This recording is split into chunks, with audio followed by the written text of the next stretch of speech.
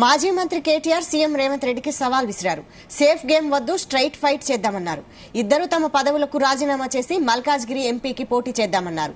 తాను సిరిసిల్ల ఎమ్మెల్యే పదవికి రాజీనామా చేస్తానని, రేవంత్ రెడ్డి సీఎం పదవికి, కొడంగల్ ఎమ్మెల్యే పదవికి రాజీనామా చేయాలన్నారు.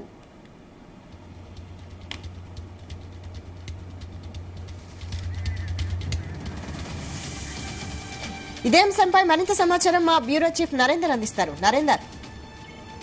వైశాలి, కాసేపటి క్రితమే తెలంగాణ భవన్ లో BRS working president KTR chitchat నిర్వహించారు. దీంట్లో మీడియా ప్రతినిధులను ఉద్దేశించి చాలా అంశాలు ప్రస్తావించారు.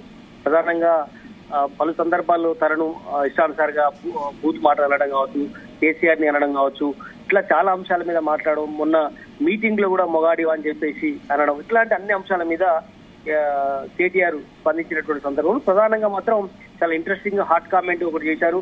దీంట్లో ప్రధానంగా మల్కాజ్గిరి ఎంపీ స్థానం నుంచి సీఎం రేవంత్ రెడ్డి రాజీనామా చేసి పోటీలో దిగాలి అనేటువంటి విషయాన్ని సవాల్ చేసినటువంటి సందర్భం, రేవంత్ రెడ్డికి చేసినటువంటి సందర్భం కేటీఆర్ చేశారు. కేటీఆర్ తాను కూడా చెప్తున్నాడు, సిరిసిల్లలో ఎమ్మెల్యేగా ఉన్నాను కాబట్టి అక్కడ రాజీనామా చేసి నేను కూడా మల్కాజ్గిరి ఎంపీగా పోటీ చేస్తానన్న విషయాన్ని ఆయన చెప్పారు. దీంట్లో ఎలాంటి బేసిజాలు లేకుండా, ఎలాంటి అడ్డదారు లేకుండా రావాలి, స్ట్రేట్ ఫైట్ ఇద్దామని కూడా ఆయన చెప్పినటువంటి సందర్భం అయితే చూస్తున్నాం. అంటే ఇక్కడ ప్రధానంగా కొడంగల్లో ఆనాడు ఓడిపోయినటువంటి సందర్భంలో దాని తర్వాత మల్కాజ్గిరిలో ఆయన గెలిచాడు. అక్కడ ఓడిపోయినది అప్పుడు మొగాడి కాదా అని కూడా ఆయనే రేవంత్ రెడ్డి ఉద్దేశించి కేటీఆర్ అనేటువంటి సందర్భం.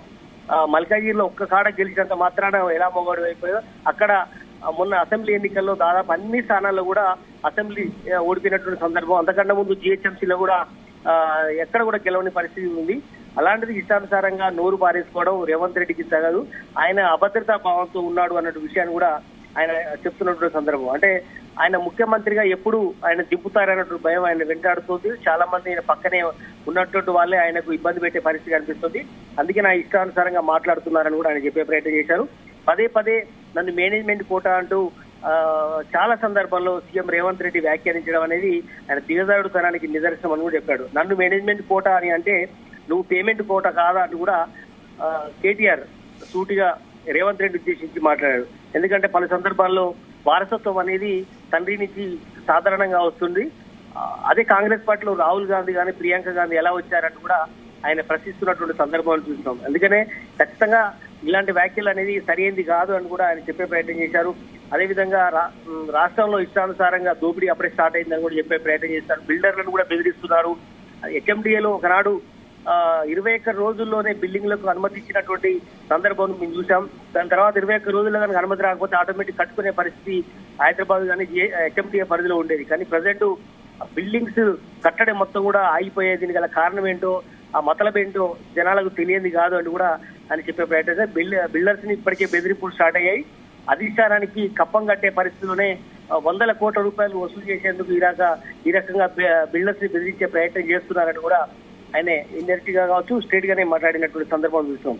అందుకే ఇట్లా చాలా అంశాలు మాట్లాడే ప్రయత్నం చేశారు. తమ పార్టీ నుంచి వెళ్ళిన వాళ్ళు కావచ్చు, లేదంటే ఇతర పార్టీ నుంచి వెళ్ళిన వాళ్ళకు చాలా మందికి వాళ్ళు టికెట్లు ఇస్తారన్నటువంటి ఆలోచన వాళ్ళు చేస్తున్నారు. కాంగ్రెస్ పార్టీలో పోటీ చేసేటువంటి దమ్మున్న వాళ్ళు చాలా తక్కువ మంది ఉన్నారు. పక్క పార్టీల మీద డిపెండ్ అవుతున్నటువంటి పరిస్థితి చూస్తున్నాం. మా దగ్గర నుంచి వెళ్ళిన వాళ్ళు కూడా కొంతమందికి వాళ్ళు పార్టీ ఇద్దామనేటువంటి టికెట్ ఇద్దామనేటువంటి పరిస్థితి కనిపిస్తుంది. ఉదాహరణకు బొంతు రామన్కు సికింద్రాబాద్ కావచ్చు, సునీత మహేందర్ రెడ్డికి చేవేళ్ళ కానీ, వెంకటేష్ నేతకు పెద్దపల్లి నుంచి, కంచర్ల చంద్రశేఖర్ రెడ్డికి మల్కాజ్గిరి లాంటి స్థానాలకు ఇవ్వాలనుకున్నట్టు ఆలోచన ఏదో చేస్తున్నట్టు అనిపిస్తుందని కూడా ఆయనే రేవంత్ రెడ్డి ఉద్దేశించి చెప్తున్నటువంటి సందర్భం. కనుక ఇలాంటి అన్ని అంశాలు మాట్లాడే సందర్భం అయితే చూసినాం. బట్ ప్రధానంగా మాత్రం ఇక్కడ మల్కాజ్గిరిలో నేను పోటీ చేయబోతున్నాను అన్నట్టు విషయం అయితే ఆయన చెప్పే ప్రయత్నం చేశారు.